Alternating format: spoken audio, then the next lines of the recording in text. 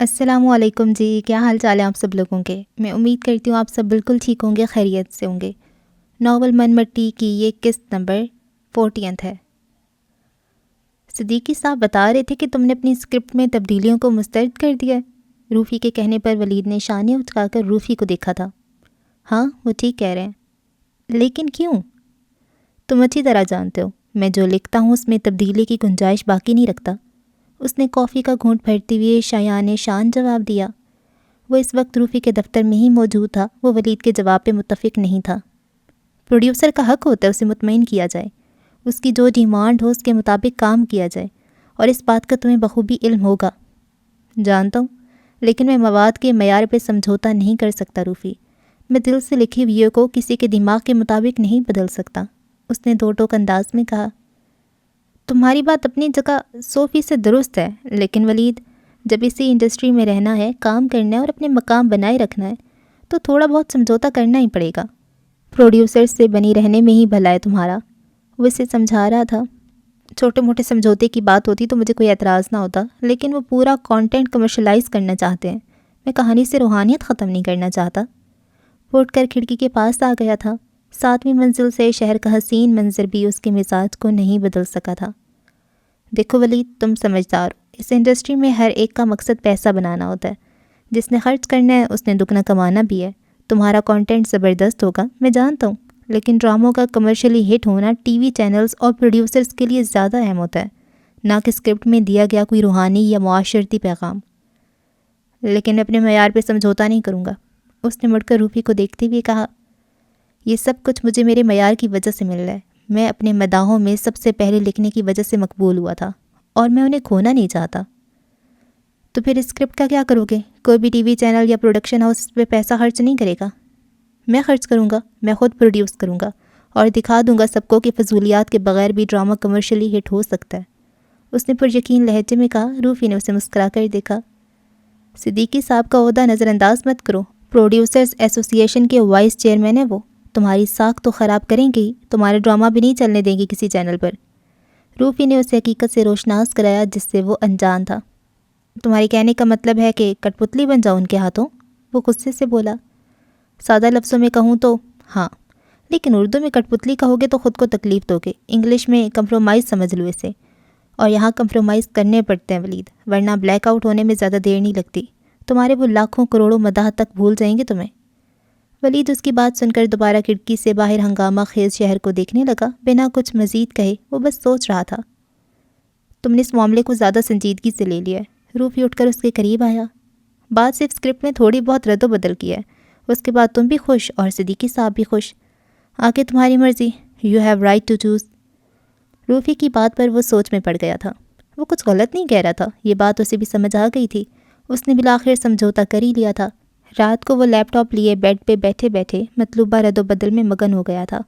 لگ بھگ 5 گھنٹوں کی محنت کے بعد اس نے اپنا کام مکمل کر لیا تھا۔ گھڑی پہ وقت دیکھا تو صبح کے 3 بج چکے تھے۔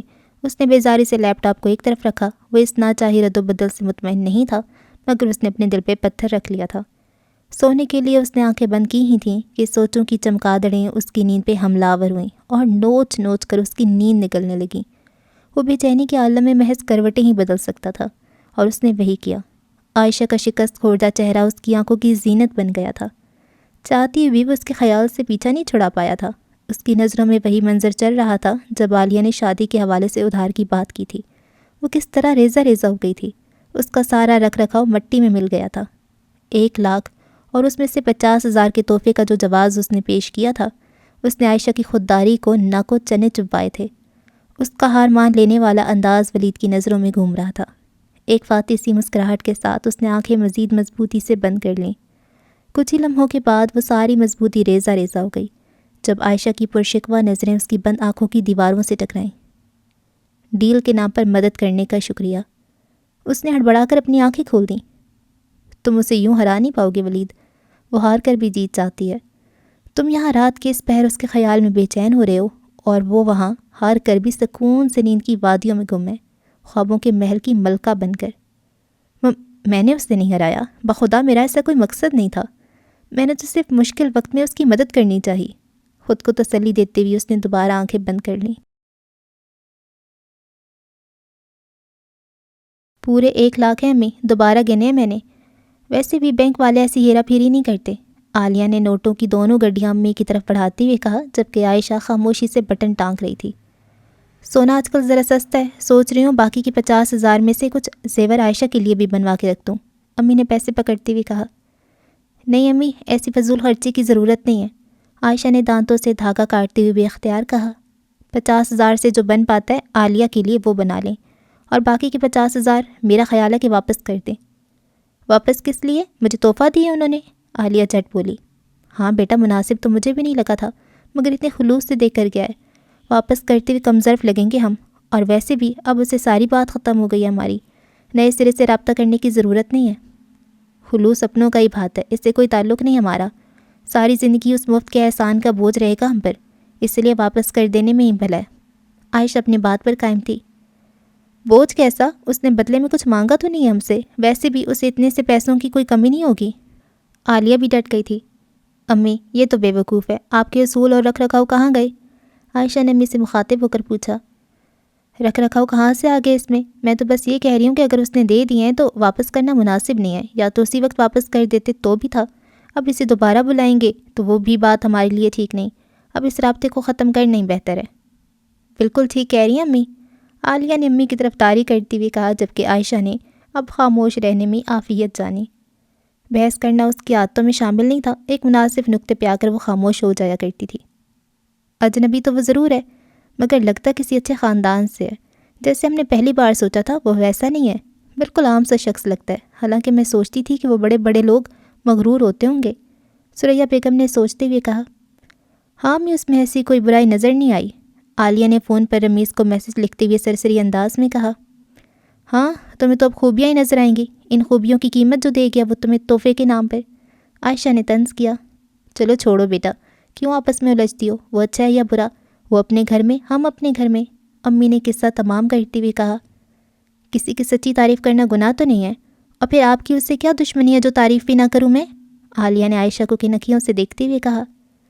کر تو لی ہے تم نے تعریف، کسی نے روکا تو نہیں ہے، اب جانے بھی تو اس بات کو، امی نے اسے ڈانٹا۔ بس تو کر دیتی ہوں امی، لیکن آپ بھی اس بات سے انکار نہیں کر سکتی، رکھ رکھاؤ کا تو پتہ نہیں، البتہ سلجھاؤ میں وہ ہم سے بہت آگے ہے، خوان جانے میں ہی صحیح کتنی دفعہ بے عزت ہوا ہے ہمارے ہاتھوں، پھر بھی نہ اس کا رویہ بدلا نہ لہجہ، خودداری اور رکھ رکھاؤ تو اس کا بھی ہوگا، اس نے تو پھر بھی کچھ برا نہیں منایا، اور یہاں ہے کہ اس کی تعریف برداشت کرنا بھی مشکل ہے۔ عالیہ اس پہ توقع ڈانٹ پڑنے پر اور بھی مضبوط ہو گئی تھی۔ کون برداشت نہیں کرا بیٹا، میں تو خود متاثر ہوں اس کے مزاج سے، واقعی سلجھا ہوا اور اچھی تربیت رکھنے والا لڑکا ہے۔ اگر اتنی متاثر ہیں تو پھر اس کے خلوص کا مذاق مت بنائیں آپ لوگ، کوئی بھلا نہ ہو تو کہتے ہیں کہ بھلائی کا زمانہ نہیں رہا، اور اگر کوئی بھلا نکل آئے تو اس کے خلوص پر بھی شک ہوتا ہے لوگوں کو۔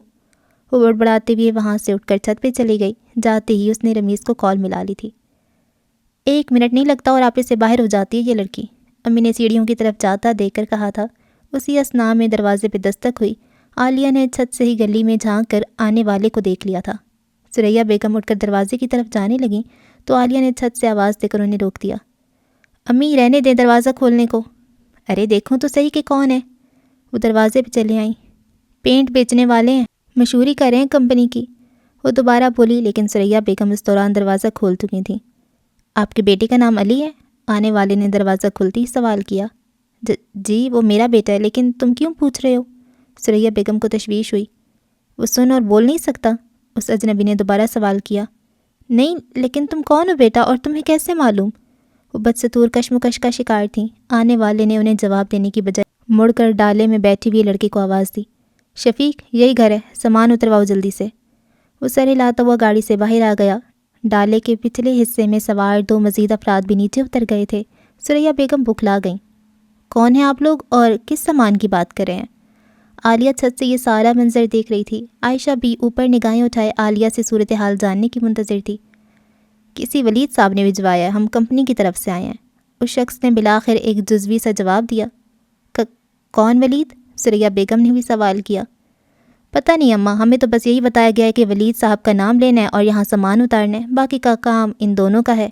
اس نے ساتھ کھڑے باقی 2 لڑکوں کی طرف اشارہ کرتی ہوئی کہا۔ باقی کا کام؟ ثریا بیگم بدستور تشویش بھرے انداز میں ان سب کو دیکھ رہی تھیں۔ بس جی 4 دن میں سارا گھر پینٹ ہو جائے گا، ان دونوں لڑکوں میں سے ایک نے کہا تھا۔ ثریا بیگم نے بات سمجھ آ جانے والے انداز میں سر ہلا دیا۔ اس نے پیچھے مڑ کر عائشہ کو اندر جانے کا اشارہ کرتے ہوئے دروازہ مکمل کھول دیا۔ کچھ دیر میں سامان اتار کر گاڑی وہاں سے چلی گئی تھی۔ گھر ہم نے دیکھ لیا، اب آپ بتا دیں اماں کہ کب کام شروع کر سکتے ہیں ہم لوگ؟ ان دو لڑکوں میں سے ایک نے سوال کیا جو عمر میں دوسرے سے کافی چھوٹا تھا۔ ابھی تو کمروں میں سامان بھرا پڑا ہے، ایک دن تو لگے گا کمرے خالی کرنے میں، ثریا بیگم نے سوچتے ہوئے جواب دیا۔ وہ اب تک کشمکش کا شکار تھیں۔ ٹھیک ہے اماں، ہم لوگ پرسوں صبح آ جائیں گے۔ ثریا بیگم نے صرف سر ہی ہلایا تھا اور دروازہ بند کر کے اندر چلی آئیں۔ دروازہ بند ہونے کی آواز سن کر عائشہ کمرے سے باہر آ گئی اور عالیہ بھی چھت سے اتر آئی۔ وہ سارا منظر چھت سے دیکھ چکی تھی۔ نیچے آتی اس نے عائشہ کو صورتحال سمجھا دی تھی۔ وہ حیرت سے رنگ کے ڈبوں کو دیکھ رہی تھی۔ امی کیا ضرورت تھی سامان رکھوانے کی؟ منع کر دیتی، کہہ دیتی کہ انہیں کوئی غلط فہمی ہو گئی ہے۔ منع کرتی تو بات پڑتی، پل بھر میں پورا محلہ اکٹھا ہو جانا تھا۔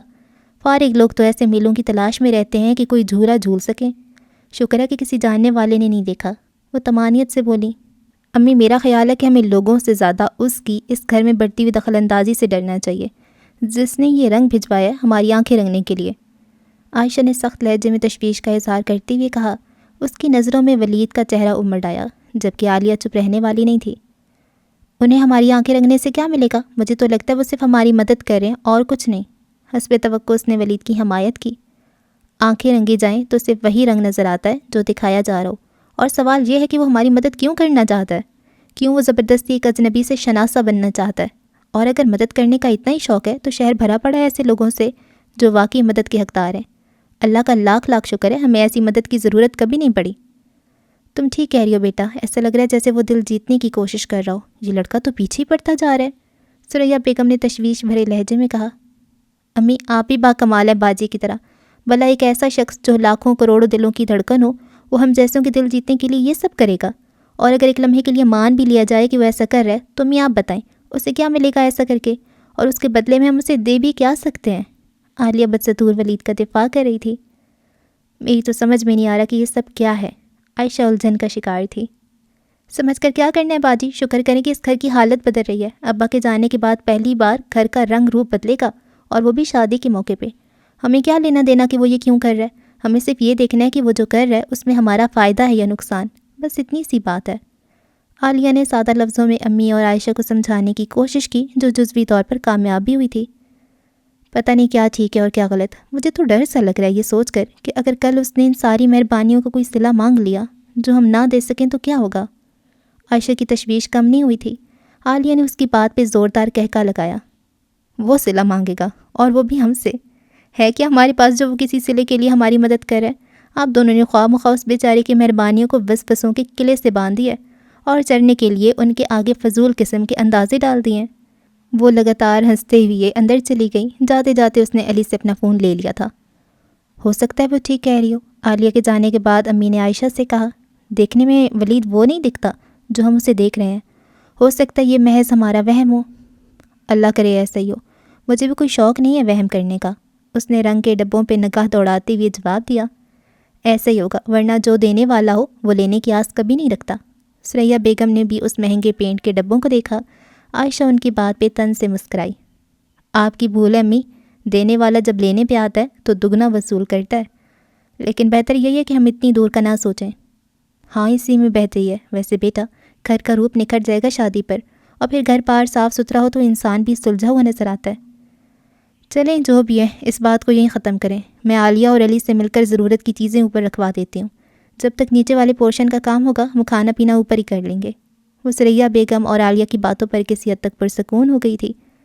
سورج آہستہ آہستہ کھسکتا چلا گیا اور آنکھوں سے اوجھل ہو گیا۔ ستاروں کا لشکر لیے چاند آسمانی سلطنت پہ نمودار ہوا تھا۔ ولید نے گاڑی کا ہارن دیا تو کچھ لمحوں بعد غفور نے گیٹ کھول دیا تھا۔ ولید صدیقی صاحب سے اسکرپٹ کے حوالے سے سارے معاملات طے کر کے آیا تھا، اسی وجہ سے وہ الجھا ہوا تھا، کیونکہ وہ اپنی مرضی کا کام کرنے کا عادی تھا۔ کب سے ہارن دے رہا ہوں، پہلی بار سنائی کیوں نہیں دیتا تمہیں؟ صدیقی صاحب کے ہاتھوں ہارنے والا سارا غصہ اس نے بیچارے غفور پہ نکال دیا۔ چھوٹے صاحب، کوارٹر سے نکلتے ہوئے 2 منٹ تو لگ ہی جاتے ہیں۔ وہ ڈرتے ڈرتے وضاحت دینے لگا۔ اچھا ٹھیک ہے، بہانے مت بناؤ، اور یہ بتاؤ کہ جو کام تمہارے ذمہ لگایا تھا اس کا کیا بنا؟ چھوٹے صاحب، جیسا آپ نے کہا تھا میں نے ویسا ہی کیا ہے، 2-4 دن تک رنگ و روغن کا کام مکمل ہو جائے گا۔ اس نے جلدی سے جواب دیا۔ گڈ۔ وہ جیب سے موبائل فون نکالتے ہوئے بولا، میرے لیے کوئی اور حکم ہوگا تو بلوا لوں گا، فی الحال تم جاؤ، اور ہاں آئندہ مجھے گیٹ پہ اتنا انتظار نہ کرنا پڑے۔ ولید نے اسے وارننگ دی۔ 50,000 ڈیل کے اور باقی کے 50 ایک بھائی کی طرف سے بہن کو شادی کا تحفہ سمجھ لیں۔ عائشہ کے دماغ میں بار بار یہی بات گونج رہی تھی۔ ترپائی کرتے ہوئے وہ اسی ایک بات میں الجھ رہی تھی۔ یہ کون سے دھاگے سے ترپائی کر رہی ہیں آپ؟ عالیہ کے پوچھتے ہی وہ خیالوں سے باہر نکل آئی۔ وہ عالیہ کا ہی سوٹ مکمل کر رہی تھی۔ اس نے ایک باریک نظر دھاگے پہ ڈالی۔ میں نے شاید غور سے نہیں دیکھا تھا، ویسے 19 پیس کا ہی فرق ہے، زیادہ محسوس نہیں ہو رہا۔ وہ قمیض کو روشنی کی طرف کرتے ہوئے بولی، یہ 19 پیس مجھے نہیں پسند، لال ہے تو لال ہی دھاگا لیں، کلیجی صاف دکھ رہا ہے لال پہ۔ اس نے عائشہ سے قمیض پکڑتے ہوئے بیزاری سے کہا، اپنی طرف سے تو لال ہی لیا تھا، شاید ٹھیک سے دیکھا نہیں، اور اوپر سے یہ لائٹ بھی تو پوری سوری ہوتی ہے رات کو۔ اس نے وضاحت دی، چلیں کوئی بات نہیں، میں ادھیڑ دیتی ہوں، آپ دوبارہ ترپائی کر دینا، لیکن لال دھاگے سے۔ عالیہ قمیض لیے اپنے بستر پہ چلی آئی، جبکہ وہ ایک بار پھر سوچوں کی لہروں میں بہنے لگی۔ ولید کی احساس بھری آواز ناک بن کر اس کی خودداری کو ڈسنے لگی۔ آپ کی مجبوری ہوگی، میری نہیں، میرے لیے تو وہ سب سونا ہے۔ ناگ نے ابھی ایک ہی ڈنک مارا تھا کہ عالیہ نے اسے مار بھگایا۔ باجی ٹی وی آن کر دیں، ورنہ مجھے تو نیند آ جائے گی اتنی بوریت میں۔ وہ سوئی کی مدد سے ترپائی ادھیڑ رہی تھی۔ عائشہ نے چونک کر ریموٹ پکڑا اور ٹی وی آن کر دیا۔ ناگ پھر سے پھن پھیلائے حاضر ہوا۔ مجھے تو لگتا ہے میں ہی اس گھر کے معیار کا نہیں، اس بار جیسے وہ خود کو ڈس رہا تھا۔ عالیہ نے پھر سے اسے چونکا دیا تھا۔ ناگ پھر بھاگا نہیں تھا۔ نیوز چینل کیا کرنا ہے دیکھ کر کوئی ڈرامہ ہی لگا لیں۔ وہ بے خیالی میں ریموٹ کا بٹن دباتی چلی گئی اور پھر عالیہ کے کہنے پر ایک چینل پہ آ کر رک گئی۔ میں نے خود پڑھا ہے ان کا لکھا ہوا، وہ سب کمال ہے، میں چاہتا ہوں ان کا ہنر ضائع نہ ہو۔ ٹی وی کی آواز عائشہ کے کانوں پہ بوجھ ڈال رہی تھی۔ وہ کھوئی ہوئی انداز میں اٹھ کر صحن میں چلی آئی۔ ناک بھی رنگتا ہوا وہاں آ گیا تھا۔ تخت پوشت پر بیٹھ کر اس نے نگاہیں آسمان کی طرف اٹھا لیں۔ انجانے میں صحیح وہ کتنی دفعہ ہمارے ہاتھوں بے عزت ہوا ہے۔ اب کی بار عالیہ کی بات اسے یاد آئی۔ خودداری اور رکھ رکھاؤ تو اس کا بھی ہوگا۔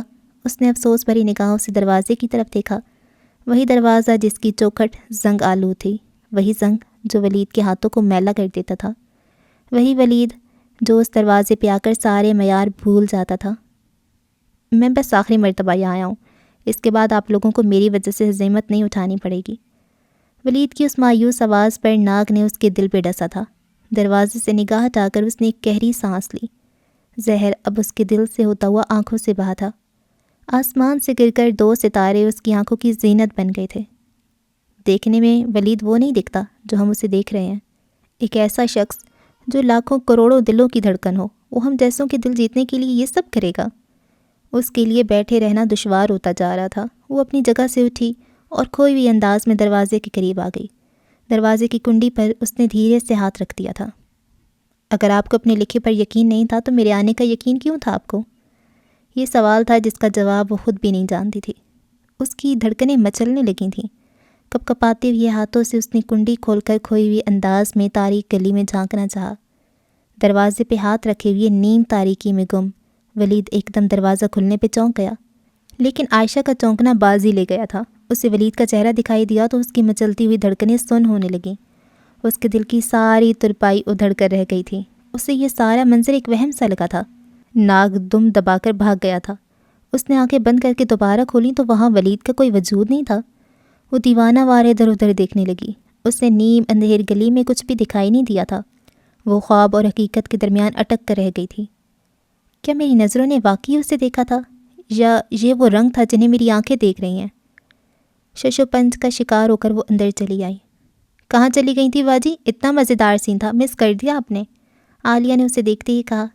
ترپائی ادھیڑ لو تو قمیض استری والی میز پہ رکھ دینا، صبح مکمل کروں گی۔ اس نے اپنے بستر پہ نیم دراز ہوتے ہوئے عالیہ سے کہا۔ عالیہ نے ترچھی نظر سے اس پر ڈالی۔ وہ چھت کو گھو رہی تھی۔ کام ادھورا چھوڑ کر سونے والوں میں سے تو نہیں ہیں آپ؟ تمہارے سامنے ہی آج اتنا کام سنبھالا ہے، گھر کا سامان سارا دوبارہ سیٹ کیا، تھک گئی ہوں بہت، اور اسی تھکاوٹ کا نتیجہ ہے جو تم یہ ادھیڑ رہی ہو۔ تھکاوٹ تو مجھے بھی بہت ہوئی ہے، لیکن گھر کا روپ نکھر آیا باجی، اللہ ولید بھائی کو خوش رکھے۔ وہ کمرے کے رنگین دیواروں کو دیکھ رہی تھی۔ آمین، عائشہ کے دل نے کہا، اور اس نے سونے کے لیے آنکھیں بند کر لیں۔ ستاروں کا لشکر اب پسپائی کی طرف گامزن تھا۔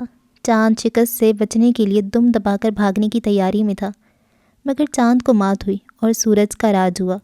اس نے پوری آب و تاب سے حلف اٹھا لیا تھا۔ علی نہیں اٹھا ابھی تک؟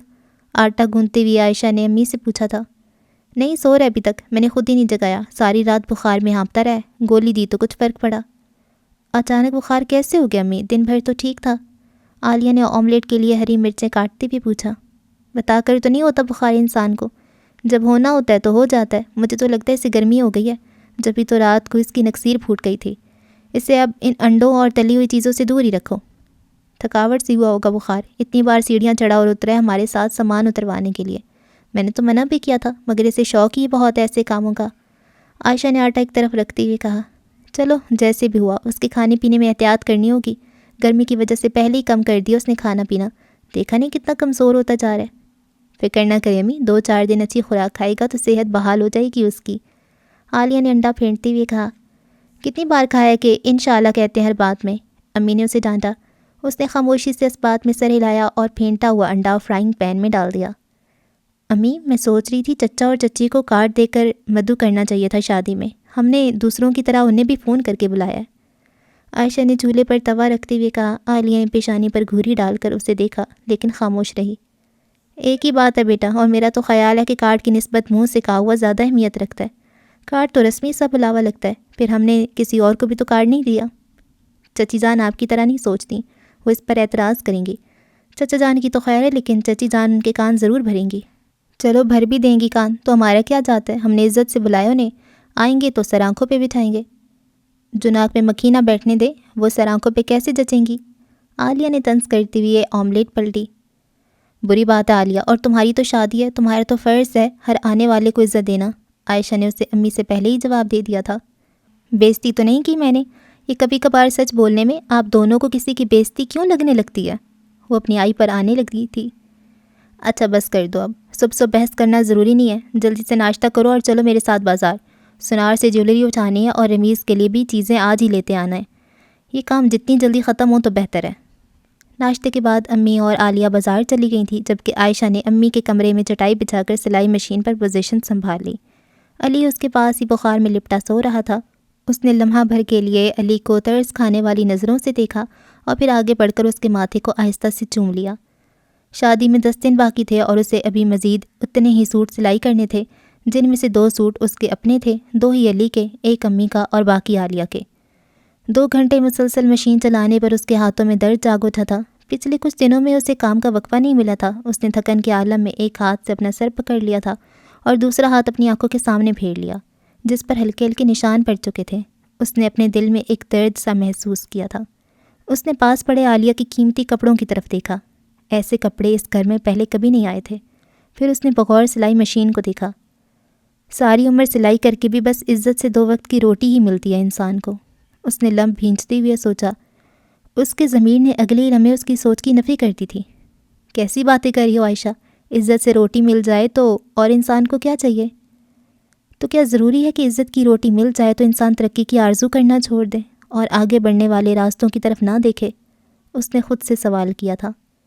آگے بڑھنے والے سارے راستے منزل کی جانب نہیں نکلتے، کچھ راستے تو انسان کو ابتدائی لائن سے بھی پیچھے لا کھڑا کر دیتے ہیں۔ عائشہ، اس اپنے اندر سے آواز آئی۔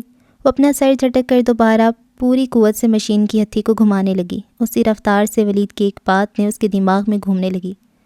میں مدد نہیں کر رہا، ایک جائز سودا کر رہا ہوں، اس سب کے مقابلے میں بہت سستا سودا، صرف اس لیے کہ آپ لوگوں کو یہ مدد نہ لگے، ورنہ یہ سب تو لاکھوں کا ہے۔ اس کے ہاتھ چلتے چلتے رک گئے تھے، مگر باتیں نہیں رکی تھیں، وہ پے در پہ حملہ آور ہوتی چلی گئیں۔ آخری بار یہی مشورہ دوں گا کہ آپ کی بیٹی کے لیے اچھا موقع ہے، وہ اتنے پیسے ہر مہینے کما سکتی ہے صرف لکھ کر۔ وہ جیسے پسپا ہو کر رہ گئی تھی۔ وہ کھوئی ہوئی انداز میں وہاں سے اٹھ کھڑی ہوئی۔ باہر آ کر اس نے گہری سانس لی اور اپنے خالی ہاتھوں کو بند کر کے مٹھیاں بنائیں اور کھول دیں۔ میں تو کہتی ہوں کہ 50,000 لے کر بات ختم کرو، اچھی خاصی رقم ہے، عالیہ کی شادی میں کام آ جائے گی اور اس کا بھی یہاں دوبارہ آنے کا بہانہ ختم ہو جائے گا۔ امی کی بات سوچ کر اس نے بند دروازے کی طرف دیکھا، پھر اس نے چاروں طرف نگاہ گھما کر رنگوں میں رنگے گھر کو دیکھا۔ 10 دن ہو گئے، وہ نہیں آیا، کیا وہ اب کبھی نہیں آئے گا؟ اس نے صاف ستھری دیواروں کو دیکھتے ہوئے خود سے سوال کیا۔ کیسے آئے گا عائشہ؟ اس کے پاس تو اب کوئی بہانہ ہی نہیں بچا آنے کے لیے۔ جانتی ہوں وہ نہیں آئے گا، اس نے خود کو جواب دیا، لیکن پھر کچھ دنوں سے میری نگاہیں بند دروازے کی طرف کیوں اٹھ جاتی ہیں؟ کیوں میرے کان کسی اجنبی کی دستک سننے کے لیے بے چین رہنے لگے ہیں؟ کن باتوں میں الجھ رہی ہو عائشہ؟ تمہیں تو اس کا آنا پسند ہی نہیں تھا. اب اپنے کام پہ دھیان دو. شادی میں دن ہی کتنے رہ گئے ہیں؟ اس نے خود کو ملامت کی اور اندر چلی آئی. وقت پر لگا کر اڑتا چلا گیا. دن گزرتے چلے گئے. شادی کی ساری تیاریاں مکمل ہو چکی تھیں. آج عالیہ کی مہندی تھی. سب مہمان پہنچ چکے تھے. بس انتظار تھا تو چچا اور چچی جان کا. عالیہ کی سہیلیوں نے ڈھولک کا مورچہ سنبھال رکھا تھا. عالیہ پیلے رنگ کی چنری اوڑھے ان سب کے درمیان سر جھکائے بیٹھی تھی. عائشہ، ثریا بیگم اور فردوس خالہ مل کر مہمانوں کی خاطر مدارت میں مصروف تھیں. ہر طرف خوشیاں ہی خوشیاں تھیں. اسی اثنا پہ دروازے پہ دستک ہوئی تو عائشہ نے جلدی سے دروازہ کھول دیا. چچا اور چچی جان کو دیکھتے ہی اس نے ادب سے سلام کیا تھا. ان دونوں کو دیکھ کر عائشہ کو دلی خوشی ہوئی تھی، لیکن خوشی اس سے راز کہاں تھی. جیسے ہی شاہ زیب دروازے کی اوٹ سے نمودار ہوا، خوشی اس کے چہرے سے غائب ہو گئی تھی. چچا اور چچی جان تو اندر چلے گئے، لیکن وہ گمسم بت بنے شاہ زیب کو دیکھتی چلی گئی. سالوں بعد چہرے پہ ہلکا پھلکا میک اپ بھی اس کے چہرے کو زرد ہونے سے بچا نہیں پایا تھا. شاہ زیب نے اسے سلام کیا تو وہ ہوش میں آ گئی، مگر لب نہیں ہلا پائی. شاہ زیب نے سلام کے جواب کا انتظار نہیں کیا اور نظریں جھکا کر اندر چلا گیا. انتظار کرنا تو وہ کب کا چھوڑ چکا تھا. عائشہ نے چہرہ موڑ کر اسے اجنبی سا اندر جاتے ہوئے دیکھا. اسے شاہ زیب کی چال سے اندازہ ہو گیا تھا کہ اس نے چلنا سیکھ لیا ہے. شاہ زیب کی آمد اس کے وہم و گمان میں بھی نہ تھی. ان سب کے خیال میں تو وہ سعودی عرب میں ہی تھا. اسے ایک عرصہ پہلے شاہ زیب کے کہے ہوئے الفاظ یاد آ رہے تھے. اس کا چہرہ زرد ہوتا چلا جا رہا تھا. میں اپنے آپ سے شرمندہ ہوں، مجھے معاف کر دو. ایک موقع اور دو، مجھے بھی اور خود کو بھی. وہ کھوئی ہوئی انداز میں کھلے ہوئے دروازے کی طرف مڑی. اس سے پہلے کہ وہ دروازہ بند کرتی، اس کی نگاہ گلی کی دوسری طرف دیوار سے ٹیک لگائے ہوئے ولید پر پڑی تھی. وہ شکست خوردہ نظروں سے سارا منظر دیکھ رہا تھا. وہ اس کی نظروں کی چکی میں پس کر رہ گئی تھی. معذرت خوانا نظروں کے ساتھ اسے دیکھتی ہوئی وہ دروازہ بند کرنے لگی تھی. اسے دروازہ بند کرنا ہی تھا. امید کے چکروں میں انسان نت نئے دروازے کھول تو لیتا ہے، مگر جیسے ہی کوئی پرانا کھر ملتا ہے تو وہ اسی کے تعاقب میں نکل پڑتا ہے. وہ نئی امیدیں، نئے رستے پس پشت ڈال کر خود کو پھر سے اسی سوراخ سے ڈسوانے کے لیے راضی کر لیتا ہے. یہی عائشہ نے کیا تھا. اس کا دل اسے ملامت کر رہا تھا، مگر اس لمحے اس نے دل سے نہیں دماغ سے کام لیا تھا. ثریا بیگم نے ان تینوں کو باقی مہمانوں سے الگ دوسرے کمرے میں بٹھا دیا تھا. چچی جان نے رشک آمیز نظروں سے پورے گھر کا جائزہ لیا تھا. دیکھا آپ نے، لگ ہی نہیں رہا یہ وہی گھر ہے. بیٹھتی انہوں نے چہ مگوئی کی. ہاں ماشاءاللہ، خوب تیاری کی ہے ثریا نے. چچا جان نے ادھر ادھر نگاہ دوڑاتی ہوئی خوشی سے جواب دیا، جبکہ شاہ زیب سر جھکائے خاموشی سے بیٹھا تھا. تیاری کیسے نہ کرتی، بیٹی کی کمائی ہے، نہ جانے کتنے سالوں سے جوڑتی رہی، اور ہمارے سامنے ہمیشہ وہی مفلسی، وہی ہمدردی حاصل کرنے کے گر. اور آپ نے بھی ہاتھ ہولا نہیں رکھا تھا کبھی. جب بھی آتے تھے 1000-2000 دے کر جاتے تھے. انہوں نے چچا جان سے جیسے شکوہ کیا. شاہ زیب نے اس بات پر انہیں سر اٹھا کر دیکھا، اسے جیسے تکلیف پہنچی ہو، تاہم وہ خاموش ہی رہا. کیوں پرانی اور جلی کٹی باتیں لے کر بیٹھ گئی ہو؟ خوشی کا گھر ہے، چاہت سے بلایا انہوں نے. اب ذرا منہ ٹھیک ہی رکھنا. چچا جان نے ہمت کرتے ہوئے ٹوک دیا. ہائے، میں کیوں کرنے لگی جلی کٹی باتیں؟ میں تو صرف یہ کہہ رہی ہوں کہ اچھا خاصا بہاری ہاتھ تھا ثریا کا. دیکھا نہیں صحن میں عالیہ کا جہیز، ہر چیز اچھی خاصی مہنگی ہے. بس ہمدردی بٹورنے کے لیے ہم سے پردہ رکھا. وہ بدستور ناک چڑھاتے ہوئے بولیں. شاہ زیب سے اب چپ نہیں رہا گیا. امی کیسی باتیں لے کر بیٹھ گئیں آپ؟ کوئی سن لے گا تو کیا سوچے گا؟ کوئی نہیں سن رہا ڈھولک کے شور میں. اور تجھے بھی اپنے باپ کی طرح اگر اتنی ہمدردی تھی ان سے تو انکار نہیں کرنا تھا نا رشتے سے. دیکھا کس طرح محنت کر کے اپنے گھر کو کہاں سے کہاں لے گئی عائشہ. میں تو دیکھ کر حیران ہی رہ گئی ہوں. اچھی خاصی کام کاج کرنے والی لڑکی کھو دی ہم نے. انہوں نے افسوس سے ہاتھ ملتے ہوئے کہا. خوش تو آپ ہی نہیں تھی امی، سب کو پتہ ہے آپ اس رشتے سے کبھی خوش نہیں تھی. اب یہ ساری چمک تمک دیکھ کر آنکھیں چندیا گئی ہیں آپ کی. شاہ زیب نے طنز کیا. آرام سے بیٹھے رہو، ماں کی نیت پر بھی کبھی کوئی شک کرتا ہے بھلا؟ تب جو بھی تھا تمہارے بھلے کے لیے تھا. خوش نہیں بھی تھی تو بھی انکار نہیں کیا تھا رشتے سے. یہ غلطی بھی تم نے ہی کی تھی. چلو چھوڑو بیگم پرانی باتوں کو. جو ہونا تھا ہو گیا. گڑے مردے اکھاڑ کر کیا حاصل؟ چچا جان نے سر داہ بھری. میں کیوں اکھاڑنے لگی گڑے مردے؟ مجھے تو بس افسوس ہو رہا ہے. اگر وہ لڑکی ہمارے گھر میں آتی تو آج ہمارے گھر کے حالات بھی ایسے ہی ہوتے. انہوں نے کھلے دروازے سے صحن کی طرف جھانکا جہاں عالیہ کے جہیز کا سامان رکھا تھا. ان کی بات کے جواب میں شاہ زیب نے کچھ کہنا چاہا تو چچا جان نے اشارے سے اسے منع کر دیا. اسی دوران عائشہ ٹرے میں جوس کے گلاس رکھے کمرے میں داخل ہوئی تھی. جوس پیش کرنے کے بعد وہ جانے کے لیے مڑی تو چچی جان نے آواز دے کر اسے روک لیا. تھوڑی دیر ہمارے پاس بھی بیٹھو، باہر ثریا ہے نا دوسرے مہمانوں کے لیے. وہ سر ہلاتی ہوئی چارپائی کے کونے پہ بیٹھ گئی۔ اس کی نظریں جھکی تھیں جبکہ شاہ زیب کی نظریں اس کی طرف اٹھ رہی تھیں۔ تمہارا دکھ سمجھ سکتی ہوں بیٹا، چچی جان نے اس کے سر پہ ہاتھ پھیرا۔ چھوٹی بیٹی کی شادی ہو اور بڑی بیٹی گھر پہ بیٹھی رہ جائے تو کتنی تکلیف ہوتی ہے۔ ایسی کوئی بات نہیں چچی جان، ہر کسی کے اپنے نصیب ہوتے ہیں، اللہ عالیہ کے نصیب اچھے کرے، بہت اچھا سسرال ملا ہے اسے، بہت قدر کرنے والے لوگ ہیں، اس نے جھکی نظروں سے جواب دیا۔ شاہ زیب چور نظروں سے اسے دیکھ رہا تھا۔ چچی جان نے اب اپنے ہاتھ سے اس کا چہرہ اوپر اٹھایا۔ ارے دیکھو تو صحیح، آنکھوں کے گرد سیاہی پھیل گئی ہے کپڑے سی سی کر۔ سریا کو بھی ذرا فکر نہیں ہے کہ کل کو اس نے بھی سسرال جانا ہے، ایسی حالت میں کون پسند کرے گا بھلا؟ گھر بنانے کے چکروں میں بیٹی کو گھر ہی بٹھا لی ہے۔ عائشہ کو ان کی بات سے تکلیف پہنچی تھی۔ آپ فکر نہ کریں چچی جان، بلکہ دعا کریں تاکہ جو میرے نصیب میں ہے وہ مجھے بھی مل جائے۔ اس نے ہلکی سی نظر پھیر کر شاہ زیب کو دیکھتے ہوئے جواب دیا۔ اور یہ گھر بار بہتر کرنا تو ہر ایک کی خواہش ہوتی ہے، اور چچی جان صورت چاہے جیسی بھی ہو، گھر بار اچھا ہو تو نصیب کھل ہی جایا کرتے ہیں۔ اس نے معنی خیز لہجے میں مسکرا کر کہا۔ اس کے لہجے میں تکلیف دہ طنز تھا۔ چچی جان نے اس کی بات پر نظریں چرائیں تھیں۔ آپ لوگ بیٹھیں، میں ذرا باہر دیکھا ہوں، بلکہ آپ لوگ بھی کھانا کھا کر صحن میں آ جائیے گا۔ اتنا کہہ کر وہ وہاں سے اٹھ کر چلی گئی، سوائے چچی جان کے کسی نے جوس پورا ختم نہیں کیا تھا۔ وہ کمرے سے نکل کر مہمانوں کی نظروں سے بچتی ہوئی چھت پہ چلی آئی اور گھٹی گھٹی آواز میں رو دی۔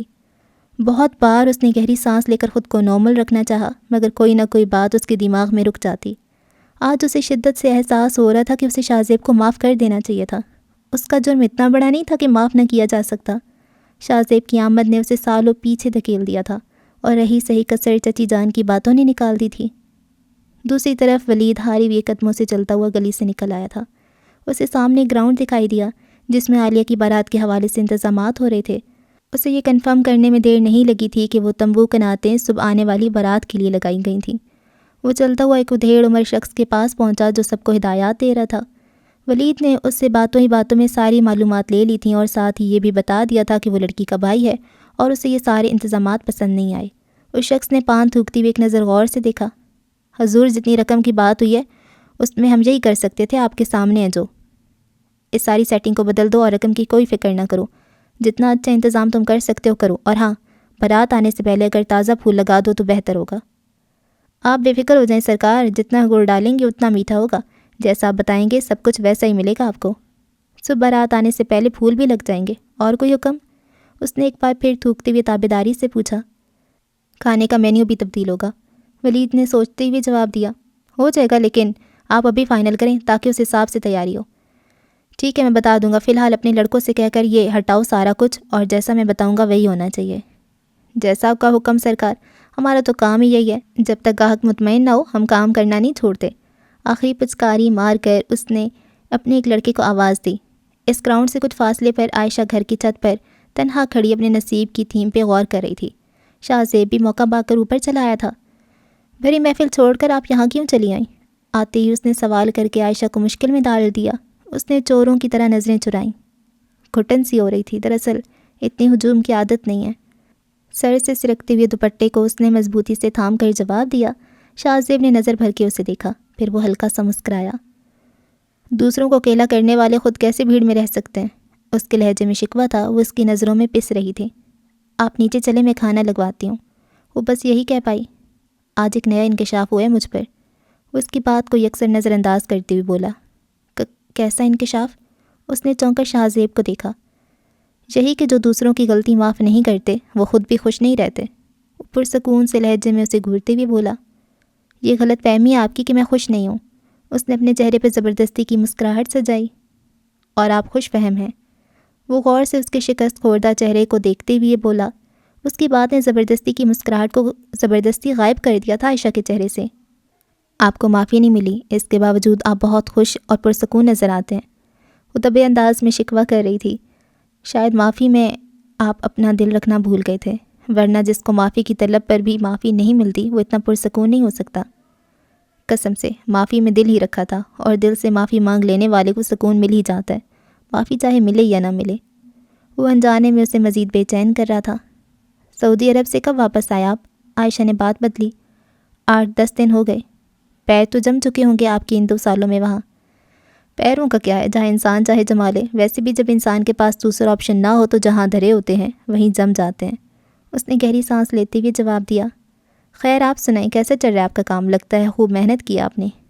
جسے کچھ کرنا نہیں آتا وہ محنت ہی کرتا ہے، شکر ہے اللہ کا، اس نے ہاتھ تھامے رکھا ہے اب تک۔ آپ کی محنت تو بنتی بھی تھی، اس گھر کی پرواہ جو بہت تھی آپ کو۔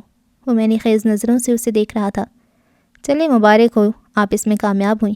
شاہ زیب نے ادھر ادھر نگاہیں دوڑاتے ہوئے کہا تو وہ نظریں چرانے لگی۔ میں نیچے چلتا ہوں، شاید تائی جان نے کھانا لگا دیا ہو۔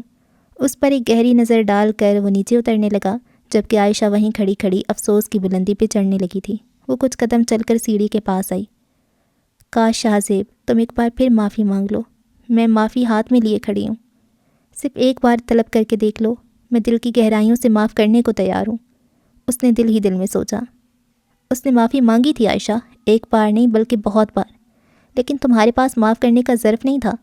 تم آج بھی اپنی انا اور خودداری کی تسکین کے لیے اس کی معافی مانگنے کے انتظار میں ہو۔ خود سے معاف کر دینے کا ظرف آج بھی نہیں ہے تم میں۔ وہ خود سے ہم کلام ہوئی۔ تو کیا کروں، بھیک مانگو یا اس کے سامنے ہاتھ جوڑوں کہ شاہ زیب میں نے تمہیں معاف کیا، مجھے اپنا لو اور اس تاریک گلی میں بھٹکنے سے بچا لو؟ نہیں، میں اپنی بقا کے لیے اسے بھیک نہیں مانگ سکتی۔ وہ سیڑھیوں سے 2 قدم پیچھے ہٹ گئی۔ بقا چاہیے تو مانگنا ہی پڑے گا عائشہ، لوگوں کے سوالوں سے اور ان کے طعنوں سے بچنا ہے تو مانگنا ہی پڑے گا۔ انسان کبھی کبھی بآسانی میسر آنے والی بیش قیمت نعمت کو ناشکری سے ٹھکرا دیتا ہے، پھر اسی نعمت کو ایک دن بھکاریوں کی طرح مانگنا پڑتا ہے۔ اور وہ دن آ گیا عائشہ، یہ خودداری کی چادر اتار پھینکو، اپنے نصیبوں کی بیڑیاں کھول کر انہیں آزاد کر دو، سارے مسئلے حل ہو جائیں گے، سارے بوجھ اتر جائیں گے، اور سب سے بڑھ کر تم دروازے کے اس پار اندھیر گلی میں گم ہونے سے بچ جاؤ گی۔ تاریکی منزل پر نہیں پہنچاتی عائشہ، انسان کو واپس مڑنا پڑتا ہے۔ تم بھی اس دروازے سے ہی واپس لوٹ آؤ، وہاں تو ایک سراب ہے، ایک اندیکھا خواب، جس نے ابھی پوری طرح تمہارے دل پہ حملہ بھی نہیں کیا اور تم اتنی کمزور پڑ گئی ہو۔ مت بھولو کہ اس سراب کا حقیقت سے کوئی تعلق نہیں ہے، اس کا خیال بھی تمہاری دسترس سے بہت دور ہے۔ سوچتے سوچتے اس کا سر بھاری پڑنے لگا، وہ تیز تیز سانسیں لیتی ہوئی دیوار کے قریب چلی آئی۔ اپنے خیالوں کو تقویت دینے کی خاطر اس نے نیچے گلی میں جھانکا، اسے ولید دکھائی نہیں دیا۔ وہ تو واقعی سراب تھا جو اب غائب ہو چکا تھا۔ وہ خود سے پشیماں ہوئی اور نیچے چلی آئی۔ آپ نے دیکھا شاہ زیب بھائی کو؟ ڈھولکی پر عالیہ نے اس کے کان میں گھسر پسر کی تھی۔ ہاں دیکھا، کیوں؟ پہلے سے بھی زیادہ ہینسم ہو گئے ہیں، لگتا ہے انہیں کوئی دکھ کوئی پرواہ نہیں رہی رشتہ ٹوٹنے کی، اور ایک ہم ہیں آج تک اس دکھ سے باہر ہی نہیں آئے۔ لوگ ایسے ہی کرتے ہیں باجی، اپنی صحت پہ فرق نہیں پڑنے دیتے اور سب کچھ بھول کر آگے بڑھ جاتے ہیں۔ آگے بڑھنا تو اچھی بات ہے، اس میں کوئی برائی نہیں۔ عالیہ کی دوستوں کے ساتھ ساتھ وہ بھی تالی بجا رہی تھی۔ تو پھر آپ بھی آگے بڑھیں، پرانی باتوں سے خود کو آزاد کرا لیں۔ جب غلطی کرنے والے کوئی پرواہ نہیں رہی تو ہمیں بھی نہیں ہونی چاہیے۔ تم ان باتوں میں مت الجھو، یہ خوبصورت لمحے جو تمہارے نصیب میں آئے ان کا مزہ لو، میں تمہارے لیے کھانا لاتی ہوں۔ مگر میں کھاؤں گی کیسے؟ وہ اپنی مہندی بھری ہاتھ اس کے سامنے لہراتے ہوئے بولی۔ میرے ہاتھ تو خالی ہے نا؟ عائشہ نے اس کی طرف اپنے ہاتھ لہراتے ہوئے کہا اور کچن کی طرف چلی گئی۔ خدا آپ کے بھی ہاتھ بھرے، عالیہ نے دل ہی دل میں اسے دعا دی تھی۔ یہ علی کہیں نظر نہیں آ رہا، کہاں ہے؟ ثریا بیگم اسے ڈھونڈتے ہوئے عالیہ کے پاس آئیں۔ شاہ زیب بھائی کے ساتھ باہر گیا ہے، کچھ دیر پہلے میں نے دیکھا اسے جاتے ہوئے۔ اچھا چلو تم اپنی سہیلیوں سے کہو کہ وہ سب بھی کھانا کھا لیں، برآمدے میں چٹائی بچھا دی ہے میں نے۔ خوشیوں بھری رات دھیرے دھیرے گزرتی چلی گئی۔ عالیہ کے ہاتھوں پہ مہندی کا رنگ خوب چڑھا تھا۔ اگلے روز دن کے 11 بجے پٹاخوں کی آواز سنائی دی تو سارے مہمان بارات کے استقبال کے لیے گراؤنڈ میں جمع ہو گئے۔ سب کے سب دل ہی دل میں انتظامات دیکھ کر حیران ہو رہے تھے۔ عالیہ کی ایک سہیلی نے اسے تیار کیا تھا، وہ دلہن کے روپ میں چاند کو مات دے رہی تھی۔ بہت خوبصورت لگ رہی ہو ماشاءاللہ، عائشہ نے اس کا ماتھا چوما۔ آپ بھی کم نہیں لگ رہی، پہلی بار آپ کو سجے سنورے دیکھا ہے، بہت خوبصورت لگ رہی ہیں آپ بھی۔ وہ عائشہ کے گلے لگ گئی۔ میں خوبصورت ہوتی تو آج تمہاری جگہ دلہن ہوتی، اس نے دل ہی دل میں سوچا۔ کیا سوچ رہی ہیں باجی؟ وہ اس سے الگ ہوئی۔ کچھ نہیں، بس یہی کہ تم چلی جاؤ گی تو رونق ختم ہو جائے گی گھر کی، بات بات مجھ پر بحث کون کرے گا؟ عائشہ کی آواز بھر آئی تھی۔ سب کچھ پہلے جیسے ہی ہوگا، میں بحث بھی کروں گی اور سوال بھی پوچھوں گی، وہ بھی روندی ہوئی آواز میں کہتے ہوئے دوبارہ عائشہ کے گلے لگ گئی۔ ثریا بیگم ان دونوں کو دیکھ کر دروازے سے ہی پلٹ گئی تھیں۔ دن گزرتا گیا، ایک ایک کر کے ساری رسمیں ادا ہو گئیں۔ نکاح نامے پہ دستخط کرتے ہی وہ رمیز کے ساتھ منسوب ہو گئی تھی۔ بیوی کا رتبہ پا کر وہ دل ہی دل میں خود کو خوش قسمت تصور کر رہی تھی۔ اور پھر بلاخر وہ مرحلہ آن پہنچا جس میں لڑکی خواہ کتنی ہی خوش قسمت کیوں نہ ہو، ٹوٹ کر رہ جاتی ہے۔ اس کا ٹوٹنا بھی کچھ ایسا ہی تھا جس میں وہ بکھر نہیں سکتی تھی، وہ بس خود کو بنائے رکھتی ہے۔ وہ دیوانہ وار ثریا بیگم سے لپٹ گئی تھی۔ دونوں میں سے کسی نے بھی کوئی لفظ نہیں کہا تھا، ساری داستانیں موتیوں پہ لکھی ہوئی تھیں جو آنکھوں سے بکھر رہے تھے۔ امی سے الگ ہو کر وہ عائشہ کی باہوں میں جھول گئی۔ اس کے منہ سے نہ جانے کیسے فقط باجی نکلا تھا۔ یہاں بھی ساری داستان آنکھوں سے بہی تھی۔ آنسو پونچھتی ہوئی وہ عائشہ سے الگ ہوئی تو ساتھ کھڑے علی کو خاموش اور گمسم دیکھ کر وہ سارے ضبط توڑ بیٹھی تھی۔ علی بھی موقع کی تکلیف سے شاید پوری طرح واقف تھا۔ عالیہ نے نیچے بیٹھ کے اسے سینے سے لگا لیا اور پھوٹ پھوٹ کر رو دی۔ کاجل اس کی گالوں تک پھیل گیا تھا۔ کچھ لمحوں بعد عائشہ نے اسے زبردستی علی سے الگ کیا تھا۔ رمیز کی بہن اسے پکڑ کر پھولوں سے سجی کار کی طرف لے گئی۔ اس دوران وہ مڑ مڑ کر عائشہ، ثریا بیگم اور علی کو دیکھتی رہی۔ اس کی مجبور نگاہیں التجا کر رہی تھیں کہ خدارا مجھے خود سے جدا مت کریں، کوئی رسم نکال لیں، کوئی طریقہ ڈھونڈ لیں، مجھے اپنے پاس رکھ لیں۔ گاڑی کا دروازہ کھلا تو اسے سب سے بچھڑنے کا یقین ہو گیا تھا۔ وہ بے بسی سے ایک نظر ان تینوں پہ ڈال کر گاڑی میں بیٹھنے لگی۔ اس نے ابھی قدم گاڑی میں نہیں رکھا تھا کہ اس کی نگاہ ہجوم سے باہر گئی، جہاں اسے ولید دکھائی دیا، جس نے حسب ضرورت اپنا حلیہ بدل رکھا تھا، لیکن عالیہ نے اسے فوراً پہچان لیا۔ اسے دیوار سے ٹیک لگائے دیکھ کر اس کا دل غم سے پھٹ پڑا۔ تاہم اپنے آس پاس لوگوں کی موجودگی کو بھانپ کر اس نے اپنے تاثرات کو چھپا لیا تھا۔ مجبور نگاہوں سے اس نے ولید کو دیکھا اور رمیز کے ساتھ گاڑی میں بیٹھ گئی۔ وہ جاتے جاتے ایک نظر اس گھر پہ ڈالنا چاہتی تھی جہاں وہ اپنا سب کچھ چھوڑ کر ایک نئے گھر میں جا رہی تھی، مگر اس کی نگاہ پھولوں سے لدی ہوئی گاڑی سے باہر نہیں جا پائی۔ اپنوں سے بچھڑنے کا غم اور نئے سپنوں کی سلامی اپنے پرس میں ڈالے وہ رمیز کے ساتھ بیٹھی وہاں سے دور جا رہی تھی۔ کیا بات ہے بیٹا، میں دیکھ رہی ہوں کچھ دنوں سے تم تھکے تھکے اور بیزار نظر آ رہے ہو۔ بشریٰ بیگم نے ولید کو گاڑی سے اترتے دیکھا تو وہ سوال پوچھ ہی لیا جو اسے کافی دنوں سے بے چین کیے ہوئے تھا۔ ولید نئے ڈرامے میں شب تو چاندنی کے مرکزی کردار کے لیے کانٹریکٹ سائن کر کے گھر پہنچا تھا۔ کام اتنا بڑھ گیا، تھکاوٹ تو ہوگی، آپ پریشان مت ہوا کریں۔ کچھ نہیں ہوا آپ کے ولید کو۔ اس نے بشریٰ بیگم کے کندھوں پر اپنے ہاتھ ٹکائے۔ بشریٰ بیگم نے اس کا چہرہ غور سے دیکھا۔ مجھے تو یہ تھکاوٹ کام والی نہیں لگتی، چہرہ کیسے مرجھایا ہوا ہے تمہارا؟ وہ اس کے چہرے کو چھو رہی تھیں۔ ایک بیزار سی مسکراہٹ اس کے اترے ہوئے چہرے پر پھیل گئی۔ سورج مکھی کا پودا دیکھا ہے آپ نے؟ یہ چہرے بھی بالکل ویسے ہی ہوتے ہیں، ذرا سی امید کی کرن پڑتی ہے تو اپنا رخ سیدھا کر لیتے ہیں، کھل اٹھتے ہیں، اور جب امید کا سورج غروب ہوتا ہے تو مرجھا جاتے ہیں۔ اس نے کھوئی ہوئے لہجے میں جواب دیا۔ کس سورج کی بات کر رہے ہو بیٹا؟ کون سی نا امیدی نے گھیرا ہے تمہیں؟ پتہ نہیں امی، سورج نکلا بھی تھا کہ نہیں، یہ نا امیدی بنتی بھی ہے یا نہیں، بس یوں سمجھ لیں کہ دسترس چھوٹی پڑ گئی ہے، دائرہ سکڑ گیا ہے۔ وہ گہری سانس لیتی ہوئی بولا۔ اس کے لہجے میں بلا کی نا امیدی تھی۔ ایک دکھ بھری نگاہ بشریٰ بیگم کی اس نا امید چہرے پر ڈالی۔ سحر تو ہر حال میں ہوتی ہے بیٹا، اور اسی میں امید ہوتی ہے۔ جی بس ایسی کسی صورتحال میں اٹک کے رہ گیا ہوں۔ دل کہتا ہے کہ سحر پہ یقین رکھو، مگر آنکھوں نے جو منظر دیکھا ہے وہ سورج کے ڈوبنے کا منظر ہے۔ وہ مایوسی سے بولا۔ اس کی آنکھوں میں وہی منظر جل رہا تھا جب عائشہ نے دروازے پر حسرت سے شاہ زیب کو دیکھا تھا۔ کبھی کبھی آنکھوں دیکھا بھی سچ نہیں ہوتا، یوں نا امید نہیں ہونا چاہیے انسان کو۔ بشریٰ بیگم نے اس کی ڈھارس بندھائی۔ امید میں رکھا ہی کیا امی، بس ایک لالچ ہے، زندہ رہنے کی لالچ، اپنے پیچھے لگا لیتی ہے امید انسان کو، اور پھر خود ہی گرا کر کہتی ہے کہ لو دیکھ لو، میں نے بے وقوف بنایا ہے اور تم بن گئی۔ وہ شکست خوردہ لہجے میں بولا۔ بشریٰ بیگم بدستور دکھ بھری نظروں سے اس کے چہرے کو دیکھ رہی تھیں۔ یہ چہرہ وہ چہرہ ہی نہیں لگ رہا تھا جس میں ہمیشہ کچھ نیا کرنے کی لگن ہوا کرتی تھی، ایک نیا چیلنج، ایک نئی موٹیویشن ہوا کرتی تھی۔ دسترس خواہش کے بڑا ہونے پر چھوٹی پڑی ہے؟ بشریٰ بیگم نے کچھ دیر سوچنے کے بعد اسے سوال کیا تھا۔ وہ دھیما سا مسکرا دیا۔ خواہش کا بھی بھلا کوئی سائز ہوتا ہے، ان کا تو بس وزن ہوتا ہے۔ یوں سمجھیں کہ ایک معمولی سی خواہش ہر خواہش پہ بھاری پڑ گئی ہے، اس نے تھکے ہوئے لہجے میں بتایا۔ ایسی کون سی خواہش ہے بیٹا جس نے تمہارے چہرے سے تازگی چھین لی ہے؟ خواہشیں تازگی بخشتی کب ہیں چہروں کو؟ وہ تو تگ و دو میں ایسا مگن کر دیتی ہیں انسان کو کہ وہ اپنا رگ و روپ ہی کھو دیتا ہے۔ پھر بھی کچھ تو ایسا ہے جو تم کھل کر بتا نہیں رہے۔ میں ماں ہوں تمہاری، اتنا تو جانتی ہوں تمہیں۔ انہوں نے اس کے گال پر پیار سے ہاتھ پھیرا۔ بس امی کیا بتاؤں، آپ یوں سمجھ لیں کہ میچ شروع ہونے سے پہلے ہی بارش آ گئی، موسلا دھار بارش، اور ہاتھ جیت کے بغیر ہی میچ ختم ہو گیا۔ وہ کھوئی ہوئے لہجے میں جواب دے کر اپنے کمرے میں چلایا تھا۔ بشریٰ بیگم افسوس بھری نظروں سے اسے دیکھتی رہ گئی تھیں۔ اپنے کمرے میں آ کر بھی اسے سکون نہیں ملا تھا۔ وہ چاہ کر بھی اپنی آنکھوں سے وہ منظر نہیں ہٹا پا رہا تھا جس طرح عائشہ نے شاہ زیب کو دیکھا تھا۔ پہلے اس کا چونک جانا اور پھر حسرت سے مڑ کر شاہ زیب کو جاتے ہوئے دیکھنا، لیکن اس سے اگلا منظر اس کے لیے زیادہ تکلیف دہ تھا جب اس نے نظروں ہی نظروں میں اسے معذرت کرتی ہوئی دروازہ بند کر لیا تھا۔ کمال کرتے ہو تم ولید، سورج نکلا نہیں اور تم اس کے غروب ہونے کا غم لیے بیٹھ گئے ہو۔ وہ خود سے مخاطب ہوا، ٹائی اتار کر اس نے بیڈ پہ پھینک دی تھی۔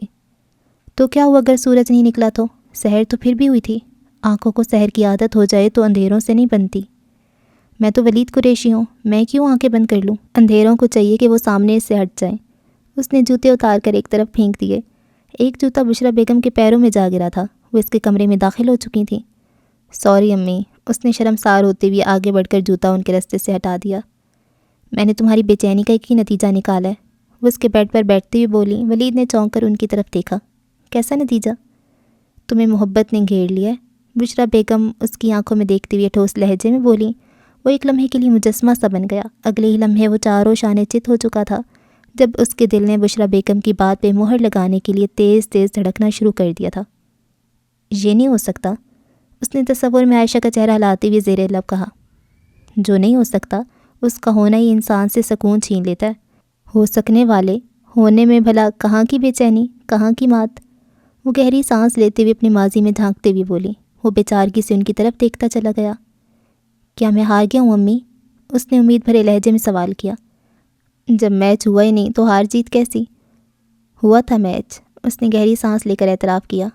بارش والی بات تو خود کو تسلی کے لیے تھی، اب سیٹ شکست سے 2-4 ہوا ہوں میں۔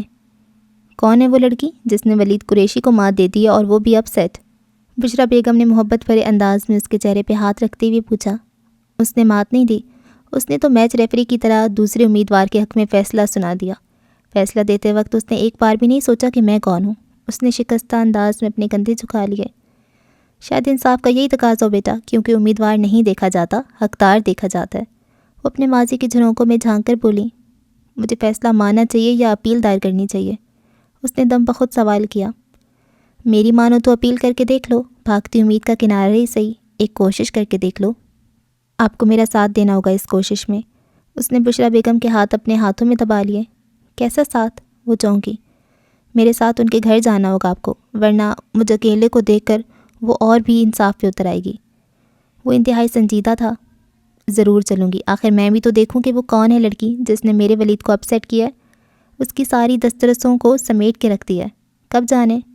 1-2 روز تک بتاؤں گا آپ کو۔ ویسے امی، اگر آپ میری جگہ ہوتی تو کیا کرتی؟ فیصلہ مانتی یا اپیل کرتی؟ اس نے نہ جانے کیوں سوال کیا۔ محبت من مرضی کیا کرتی ہے، فیصلے نہیں مانا کرتی۔ انہوں نے ٹھنڈی آب بھرتے ہوئے جواب دیا، مگر ایک عرصہ گزارنے کے بعد انسان سوچتا ہے کہ کاش اس نے فیصلہ مانا ہوتا۔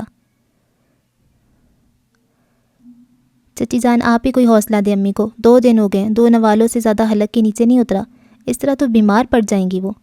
عائشہ نے پریشان ہوتے ہوئے چچی جان سے گزارش کی۔ وہ سب دسترخوان پہ موجود تھے، لیکن ثریا بیگم کچن میں تھیں اور گرم گرم روٹیاں پکا رہی تھیں۔ عالیہ کو گئی ہوئے 2-3 دن ہو گئے تھے، شادی میں شریک سارے مہمان جا چکے تھے۔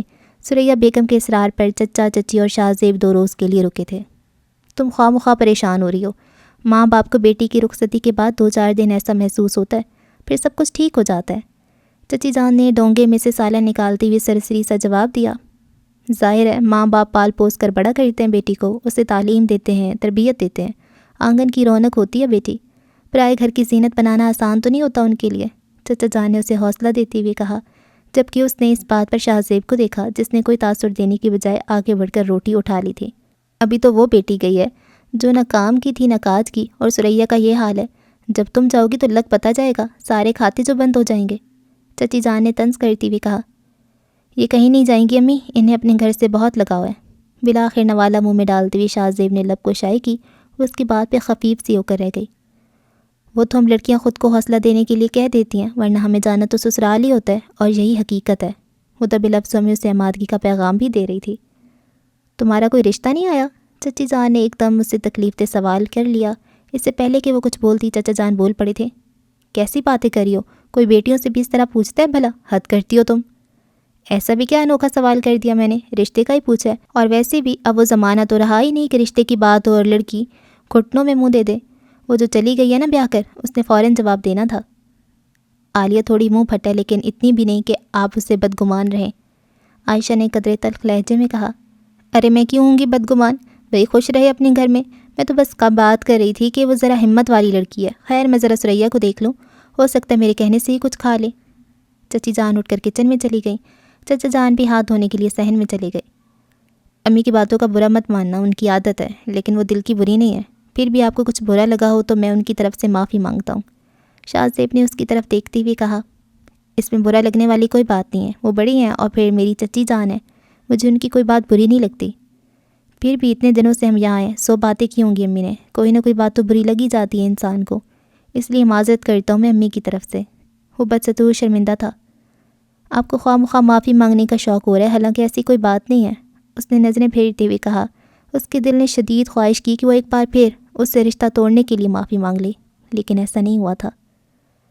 مانگ لینے دے معافی، آپ کا کیا جانا ہے، آپ نے کون سا معاف کر دینا ہے؟ اس کی آواز میں شکوہ تھا۔ آپ سے کس نے کہہ دیا کہ میں معاف نہیں کرتی؟ میں تو کب کی ساری باتیں بھول چکی ہوں، آپ کو معاف کر چکی ہوں۔ یقین نہیں آتا تو عالیہ سے پوچھ لیں۔ اس نے موقع تلاش کرتے ہوئے جلدی سے جواب دیا۔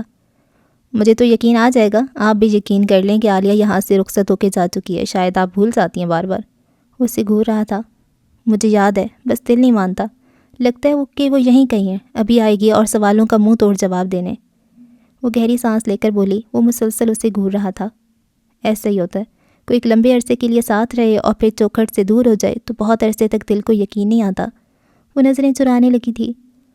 لوٹ کر بھی تو آیا جا سکتا ہے، ساری عمر کے لیے تو چوکھٹ نہیں چھوڑتا کوئی، کبھی نہ کبھی تو واپسی ہوتی ہے، بس انسان کو دروازے کھلے رکھنے چاہیے۔ وہ امید سے کہہ رہی تھی اور ساتھ ہی اسے لوٹنے کی دعوت دے رہی تھی۔ ہر کسی کا لوٹنا خوش آئند نہیں ہوتا۔ وہ اس کے چہرے سے نظریں ہٹا کر فرش کو گھورنے لگا۔ کوئی تھکا ہوا لوٹتا ہے، کوئی مایوس لوٹتا ہے، کوئی جیت کر لوٹتا ہے تو کوئی پر امید ہو کر، اور کوئی محض اس لیے لوٹتا ہے کہ اس کے پاس دوسرا کوئی در نہیں رہتا۔ اس نے دوبارہ اپنی نظریں عائشہ کے بے قرار چہرے پہ جما لیں۔ نہ جانے لوٹنے سے آپ کی کیا مراد تھی؟ آپ چاہیں تو مایوس ہو کر لوٹنا سمجھ لیں، یا پھر پر امید ہو کر۔ میں نے خیز لہجے میں کہتی ہوئی وہ وہاں سے اٹھ کر جانے لگی۔ اس کی خودداری ٹوٹ پھوٹ کا شکار ہونے لگی تھی۔ 2 آپشنز انسان کو غلط فہمی میں ڈال دیتے ہیں۔ آپ نے ہمیشہ 2 ہی آپشنز استعمال کیے اور نتیجہ آپ کو یاد ہوگا۔ وہ بھی اپنی جگہ سے اٹھ کھڑا ہوا تھا۔ وہ جاتے جاتے رک گئی، مڑ کر اس نے شاہ زیب کو دیکھا۔ ہاں یاد ہے، بھولی نہیں ہوں میں۔ وہ سنجیدگی کی گہرائی میں اتر کر بولی۔ اس کا لہجہ کب کب آنے لگا تھا۔ اگر یاد ہے تو معافی صرف غلطی کی نہیں ہوتی، غلط فہمی کی بھی معافی ہوتی ہے، جو آپ کو مانگنی چاہیے تھی۔ میری غلطی تھی، میں نے معافی مانگ لی تھی، اور میری غلطی آپ کی غلط فہمی کا نتیجہ تھی۔ وہ بے بسی سے مسکرایا۔ مجھے معاف کرنا تو دور کی بات، آپ کو تو احساس تک نہیں ہوا اپنی غلطی کا۔ وہ تلخ لہجے میں کہتا ہوا باہر چلا گیا۔ وہ ندامت کا بت بنے وہیں کھڑی رہی۔ اسے لگ رہا تھا کہ اگر ذرا سی بھی خودداری کی ہوا اس کی طرف آئی تو وہ پاش پاش ہو جائے گی۔ شام کو وہ لوگ واپس جانے کے لیے تیار تھے۔ ثریا بیگم کے بے جائے اصرار کے باوجود چچی جان اور چچا جان نہیں مانے مزید رکنے کے لیے۔ ان کے خیال میں وہ 5 دن رہ کر جا رہے تھے، جو کہ کافی تھے۔ ساتھ ہی ضروری کاموں کی فہرست بھی چچی جان نے ثریا بیگم کو گنوا دی تھی۔ عائشہ چھت پہ چلی آئی، جہاں علی کے ساتھ شاہ زیب کرکٹ کھیل رہا تھا۔ چچا جان بلا رہے ہیں آپ کو، کہہ رہے ہیں کہ واپسی کے لیے دیر ہو رہی ہے۔ اوپر آتی اس نے شاہ زیب سے کہا۔ اس نے گیند ایک طرف پھینک دی اور کپڑے جھاڑ کر سیڑھیوں کی طرف بڑھا۔ معاف کر دے مجھے، بے اختیار عائشہ کے منہ سے نکلا۔ نہ جانے اس نے یہ ہمت کہاں سے لی تھی۔ وہ جاتے جاتے رک گیا اور اسے اپنے کانوں پہ یقین نہیں آیا تھا۔ وہ مڑ کر اس کے قریب چلا آیا۔ کچھ کہا آپ نے؟ ہاں، وہ ٹوٹی ہوئی لہجے میں بولی۔ اپنی غلطی کی معافی مانگ رہی ہوں اور ساتھ ہی آپ کی غلطی کو معاف کر رہی ہوں۔ شاہ زیب نے پل بھر کے لیے اسے غور سے دیکھا۔ معافی پا کر اسے جیسے سکون ملا ہو۔ میں اس فراخ دلی کے لیے آپ کا شکر گزار ہوں، بس اتنی سی بات تھی اور سالوں لگ گئی کہنے میں۔ خود کو سکون میں رکھنے کے لیے انسان کو معافی مانگ لینی چاہیے۔ میں نے غلطی کی تھی اور جلد اس غلطی کے ازالے کے لیے آیا تھا اور معافی بھی مانگی تھی۔ شاید اسی وجہ سے میں پرسکون رہا اور مجھے امید ہے کہ اب آپ بھی پرسکون ہو گئی ہوں گی۔ جی، اس نے گہری سانس لے کر جواب دیا۔ وہ واقعی پرسکون محسوس کر رہی تھی، جیسے سارے مسئلے حل ہو گئے ہوں، اور اب میرا سکون دگنا ہو گیا، جس کے لیے آپ کا ایک بار پھر سے شکریہ۔ شاہ زیب نے مسکراتے ہوئے ایک نظر اس کی طرف دیکھا اور سیڑھیاں اترتا ہوا نیچے چلا آیا۔ وہ بھی خرامہ خرامہ سیڑھیاں اترنے لگی۔ علی بھی اس کے ہمراہ ہاتھ میں کرکٹ بیٹ پکڑے اتر رہا تھا۔ وہ پرسکون تھی، اس کے دل کا بوجھ ہلکا پڑ گیا تھا، چہرے پہ اطمینان تھا۔ اسے اب منزل صاف دکھائی دینے لگی تھی۔ وہ اندر ہی اندر اس تاخیر پہ خود کو کوس رہی تھی، مگر وہ خوش بھی تھی کہ دوسرا موقع اس نے ہاتھ سے جانے نہیں دیا تھا۔ وہ خود کو عالیہ کی طرح سجی سنوری دلہن کے روپ میں دیکھنے لگی۔ اچھا بہن، اب ہمیں اجازت دو، بہت دن رہ لیا یہاں، سارے کام رکے ہوئے ہیں، چچی جان نے چادر اوڑھتے ہوئے کہا۔ ثریا بیگم نے ان سے گلے مل لیا تھا۔ عائشہ نے بھی آگے بڑھ کر پیار لے لیا تھا۔ دیکھو بہن، تم نے تو فون کر کے ہمیں پرایا ہی کر دیا تھا، مگر میں کارڈ لائی ہوں زیبی کی شادی کا۔ ہم لوگوں نے تمہیں کبھی غیر نہیں سمجھا، ہمیشہ عزت دی ہے، اپنا سمجھا ہے۔ چچی جان نے بیگ میں سے کارڈ نکال کر سریا بیگم کی طرف بڑھایا۔ عائشہ پر جیسے آسمان ٹوٹ پڑا تھا۔ وہ تو خود کو شاہزیب کی دلہن کے روپ میں دیکھنے لگی تھی۔ اس کی شادی کا سن کر اس کے سر سے گوٹا کناری کا دوپٹہ اتر گیا۔ اس کی ساری چوڑیاں جیسے چور چور ہو گئی ہوں، بالکل اس کی امیدوں کی طرح۔ کاجل بہہ کر اس کی گالوں کو سیاہ کر گیا تھا، ماتھے کا جھومر ہتھوڑا بن کر اس کے سر پہ برس رہا تھا۔ اس نے اپنی نظروں کے سامنے اپنی انا اور خودداری کو تڑپ تڑپ کر مرتے دیکھا۔ کچھ لمحوں تک وہ سکتے میں کھڑی رہی۔ وہ لوگ وہاں سے چلے گئے، مگر وہ جھونکی تو سیڑھیوں کے آخری پائیدان پہ کھڑی رہی۔ نہ جانے کہاں سے اچانک اس کے جمے ہوئے قدموں میں جان آ گئی۔ وہ واپس مڑی اور تیز تیز سیڑھیاں چڑھتی ہوئی اوپر چلی گئی۔ علی بھی ہاتھ میں بلا پکڑے اس کے تعاقب میں چلایا۔ اس کا کھیل سے بھی جی نہیں بھرا تھا۔ وہ بے خبر تھا کہ اس کھیل سے جو تقدیر نے اس کی بہن کے ساتھ کھیلا تھا۔ اس نے گیند اٹھا کر عائشہ کو پکڑائی اور خود بلا پکڑے گھی والے خالی ٹین کے سامنے کھڑا ہو گیا۔ عائشہ نے گیند نہیں کرائی تھی، اور کرواتی بھی کیسے؟ اس کا اوور تو کچھ دیر قبل ختم ہو گیا تھا۔ آخری گیند پر اس نے زوردار چھکا پڑا تھا۔ امید گیند کے گراؤنڈ سے باہر حیثیت کے پلاٹ میں جا گری تھی۔ وہ عالیہ کی یاد کا بہانہ بنا کر خوب روئی تھی۔ ہمیشہ کی طرح علی کا دامن اس کے آنسوؤں کی اما جگہ بنا تھا۔ ہیلو عالیہ، کیسی ہو تم؟ عالیہ کے فون اٹھاتی عائشہ نے اس کی خیریت دریافت کی۔ میں بالکل ٹھیک ہوں باجی، ابا کی برسی پر آؤں گی آپ لوگوں سے ملنے۔ چلو یہ تو اچھی خبر سنائی تم نے، ہم بھی تمہیں یاد کرتے رہتے ہیں سارا دن۔ میں تو ہمیشہ اچھی خبر ہی سناتی ہوں، کبھی آپ بھی کوئی اچھی خبر سنا دیا کریں۔ ولید کا نمبر ہے تمہارے پاس؟ عائشہ نے اس کا شکوہ نظر انداز کرتے ہوئے پوچھا۔ اسی مقصد کے تحت ہی اس نے عالیہ کو فون کیا تھا۔ ولید کا نمبر؟ خیریت تو ہے؟ عائشہ حیران ہوئی۔ ہاں خیریت ہی ہے، سمجھو کہ خبر ہے اچھی، میں نے سلائی چھوڑنے کا فیصلہ کیا ہے۔ وہ گہری سانس لے کر بولی۔ سچ باجی؟ عالیہ نے مسرت بھرے لہجے میں پوچھا۔ اسے یقین نہیں آیا تھا۔ ہاں سچ کہہ رہی ہوں، سوچ رہی ہوں اب لکھنے لکھانے والے راستے پر چل کر بھی دیکھ لوں، ویسے بھی تمہاری یہی خواہش تھی۔ بہت خوشی ہو رہی ہے یہ سن کر، ولید بھائی کو پتہ لگے گا تو وہ ہم سب سے زیادہ خوش ہوں گے۔ اب آپ کو دن رات محنت کرنے کی ضرورت نہیں ہوگی، دیکھیے گا جلدی آپ کے دن بدل جائیں گے۔ لیکن باجی ایک بات سمجھ نہیں آئی۔ کیا سمجھ میں نہیں آیا؟ یہی کہ ولید بھائی کے سارے احسانوں کا بوجھ سمجھتی ہیں، اور ایک بار پھر ان سے مدد مانگنے کا سوچ رہی ہیں۔ یہ تبدیلی کہاں سے آ گئی آپ کے اندر؟ بس آ گئی، اور یہ بھی سمجھ آ گیا کہ انسان کے حالات جتنے بہتر ہوتے ہیں، لوگوں کے رویے بھی اتنے ہی اچھے ہوتے ہیں۔ تم نے چچی جان کو دیکھا تھا کس طرح پہلے کی نسبت زیادہ خیال کر رہی تھی ہمارا، صرف اس لیے کہ ہمارے پلے کچھ تھا، گھر کی حالت بہتر تھی، شادی کے انتظامات اچھے تھے، سب نے تعریف کی تھی۔ وہ سارا کریڈٹ ولید بھائی کو جاتا ہے، انہوں نے بہت مدد کی ہے ہماری، ہم آنکھیں بند بھی کر لیں تو ان کے خلوص سے نظریں نہیں چرا سکتے۔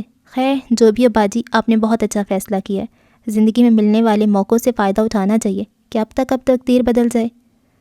تم ٹھیک کہہ رہی ہو عالیہ، میں نے بھی گزشتہ دنوں میں انا اور خودداری کی چادر اتار پھینکی ہے، اب صرف خود مختاری کی چادر اوڑھنی ہے، خوابوں کے لیے سرابوں کے ہمراہ چلنا ہے، کیا پتہ کچھ ہاتھ لگ ہی جائے۔ وہ کھوئی ہوئی انداز میں کہہ رہی تھی۔ انشاءاللہ ضرور لگے گا، اور پہلا آٹوگراف میں لوں گی آپ سے، ابھی سے بتا رہی ہوں۔ چولہا بھی جلا نہیں اور میڈم تیار بھی ہو گئی بھونی کی بوٹی کھانے کو، عائشہ نے مسکراتے ہوئے کہا۔ چولہا بھی جلے گا اور بوٹی بھی گلے گی، بس خیال رکھیے گا آگ نہ بجھنے پائے، ورنہ سارا مزہ کرکرا ہو جائے گا۔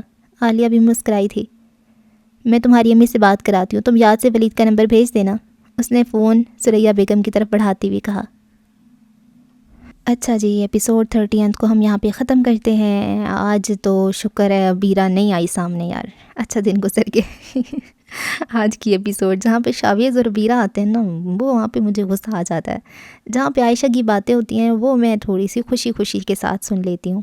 سب ٹھیک ہے، کیا آج اس میں کچھ خاص نہیں ہوا، بس عالیہ کی شادی ہوئی ہے اور ولید کے اوپر انکشاف ہوا ہے کہ اس کو عائشہ سے پیار ہو گیا ہے۔ واو، یہ تو اچھا ہوا ہے۔ اور عائشہ کو نا شاہزیب سے کوئی پیار نہیں ہے، وہ بس یار نارمل ہے، ایک بندی ہے، وہ شادی جس کے ساتھ بچپن میں منگنی ہوئی بھی ہے تو وہ شادی کرنا چاہتی ہے، تو بس اسے لگتا ہے کہ ہاں میں اسے معاف کر دوں گی۔ پہلے ہی معاف کر دیتی بہن تم، یار پتہ نہیں، چلو اس کی بھی اب شادی ہوگی ہے تو۔ اچھا ولید کیا کر رہے ہیں ان کے گھر کے باہر، وہ ان کی کیوں یوں یہ پتہ نہیں، ولید بے چین ہے، بس وہ بے چین ہے، اسے سمجھ نہیں آ رہی کہ کیا کرنا ہے۔ خیر ابھی آخری والا یہ جو پیراگراف تھا نا کہ اس نے اچھا فیصلہ کر لیا، وہی تم پہلے کر لیتی بہن، تم نے اپنے لکھنا ہے، تمہیں شوق تھا ہمیشہ سے ہی، بس وہ خودداری اور خودداری. یہ خودداری نہیں ہے، یہ ایگو اور خودداری ایک ہی چیز ہوتی ہے؟ مجھے نہیں لگتا. انا، میرے خیال سے یہ ڈیفرینٹ چیزیں ہوتی ہیں، اور عائشہ میں ٹھیک ٹھاک انا ہے. اور انا جو ہے نا، وہ آپ کو جہاں تک میں نے دیکھا ہے وہ نقصان زیادہ پہنچاتی ہے.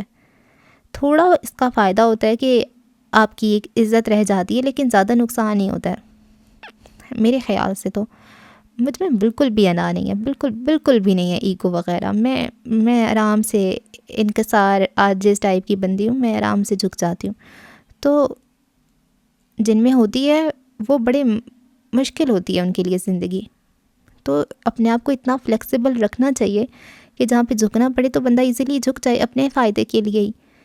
تو اس میں اتنا کوئی ہوتا نہیں ہے. اب بندے کو لگ رہا ہوتا ہے میری بےزتی ہو گئی ہے، وہ میرے بارے میں کیا سوچ رہا ہوگا. کوئی کسی کے بارے میں اتنا نہیں سوچتا، کسی کے پاس وقت ہی نہیں ہے. تو آپ خود ہی اتنا زیادہ سوچ رہے ہوتے ہو. باقی صحیح ہے، اچھا ہے. اب وہ بشریٰ بیگم اس کا رشتہ لے کر آئیں گی تو مزہ آئے گا، جو کہ مجھے نہیں لگتا لے کر آئیں گی. پتہ نہیں یار. بشریٰ بیگم، تم جو بھی کہہ رہی ہو اپنی تعریفیں تم سن رہی ہو رحمان صاحب سے، سنو، لیکن تم نے اس بچے کو پالا ہے، تم نے اس کو بڑا کیا ہے. اس سے تمہیں ایک دم سے اس کا تم کیسے برا چاہ سکتی ہو کہ یہ برباد ہو جائے، تباہ ہو جائے؟ اس کے ساتھ تو تم اچھی رہو. پتہ نہیں بشریٰ بیگم کس مٹی سے بنی ہے. اس نے بنا کوئی اپنے بچپن میں اپنی زبانی میں یہ صحیح ٹھیک ٹھاک گل کھلائے ہوں گے جو بار بار اب سوچتی رہتی ہے اپنے ماضی کے بارے میں. چلیں جی، دعا میں یاد رکھیں. اللہ حافظ.